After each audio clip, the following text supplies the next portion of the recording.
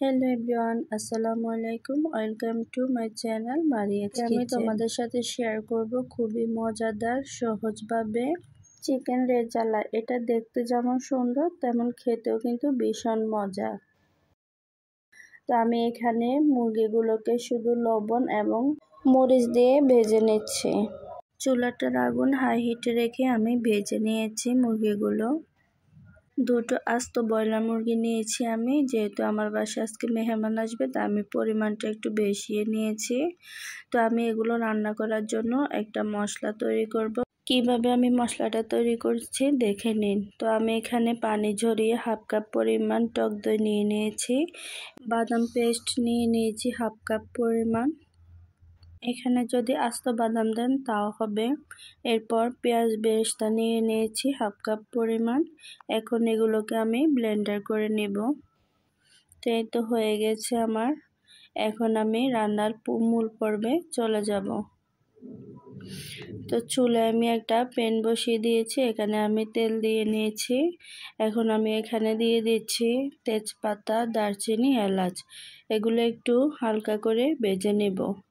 ভাজা হয়ে গেলে আমি এখানে দিয়ে দিচ্ছি প্রায় 1.5 কাপ পরিমাণ পেঁয়াজ কুচি, দিয়ে এগুলোকে আমি নেড়ে ছেড়ে ভেজে নেব। এখন আমি দিয়ে দিচ্ছি 1.5 টেবিল চামচ আদা বাটা, 1.5 টেবিল চামচ রসুন বাটা। এরপর দিয়ে দিব 1 টেবিল চামচের মতো জিরার গুঁড়ো, দিয়ে দিচ্ছি 1 চা চামচ ধনিয়ার গুঁড়ো। এরপর দিয়ে দিব 1 চা চামচ লাল মরিচের গুঁড়ো। এখানে অনেকে হলুদ গুঁড়োটাও মিক্স করে, কিন্তু আমি দেব না। সবগুলো উপকরণ আমি একসাথে নেড়েচেড়ে একটু ভেজে নিচ্ছি। ভাজা হয়ে গেলে আমি এখানে সামান্য পরিমাণ পানি অ্যাড করে দিব, দিয়ে একটা ঢাকনা দিয়ে এগুলোকে 5 মিনিটের জন্য কষিয়ে নেব। কষানো হয়ে গিয়েছে 5 মিনিট। এখন আমি এগুলোকে ঢাকনাটা সরিয়ে আগে থেকে যে মশলাটা তৈরি করে রেখেছিলাম এখন আমি এখানে সেটা দিয়ে দিব। দিয়ে এগুলোকে আমি আবার একটু নেড়েচেড়ে মিশিয়ে নিচ্ছি। এখানে আমি দুধ দিয়ে দিয়েছি 1 কাপ পরিমাণ। আপনারা চাইলেও লিকুইড দুধ অথবা গুঁড়ো দুধও ইউজ করতে পারেন। দিয়ে এগুলোকে আমি ভালো করে মিশিয়ে নিচ্ছি।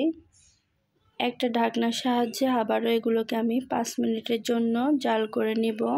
তো 5 মিনিট হয়ে গিয়েছে, এখন আমি ঢাকনাটা সরিয়ে নিচ্ছি।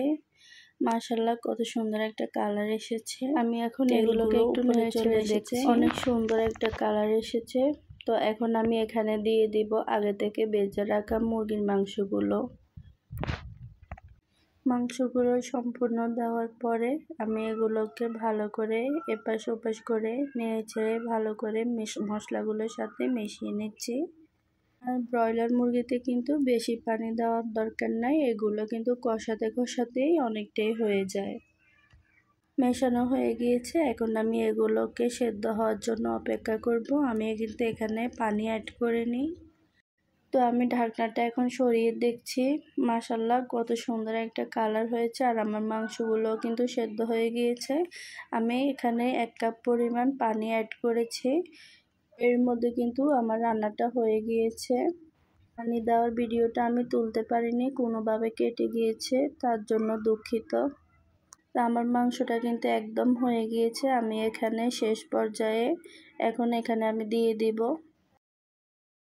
এর মাঝে কিন্তু আমি কয়েকবার মাংসগুলোকে উল্টিয়ে দিয়েছি। তো এখন আমি এখানে দিয়ে দিচ্ছি 5 থেকে 6টা কাঁচামরিচ আস্ত দিয়ে দিচ্ছি। এরপর আমি দিয়ে দিব এখানে 1 টেবিল চামচের মতো কিশমিশ। এরপর দিয়ে দিচ্ছি গোলাপ জল 1 টেবিল চামচের মতো। সবশেষে আমি এখানে দিয়ে দিব পেঁয়াজ বেরেস্তা সামান্য পরিমাণ। মাশাআল্লাহ, কত সুন্দর একটা কালার এসেছে। মাশাআল্লাহ বলতে ভুলবেন না কিন্তু। আর আমার ভিডিওটি যদি ভালো লেগে থাকে অবশ্যই আমার চ্যানেলটি সাবস্ক্রাইব করে রাখবেন আর কমেন্টে জানাতে ভুলবেন না কিন্তু। আমি এগুলোকে 2 মিনিটের জন্য একটা ঢাকনা দিয়ে রান্না করব, এতে করে খুব ভালো একটা ফ্লেভার আসবে।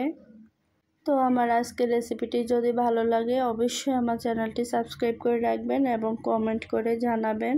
এবং আমার ফেসবুক পেজ আছে মারিয়াজ কিচেন, সেখানে ফলো দিয়ে রাখবেন। সবাই ভালো থাকবেন, সুস্থ থাকবেন। আল্লাহ হাফেজ।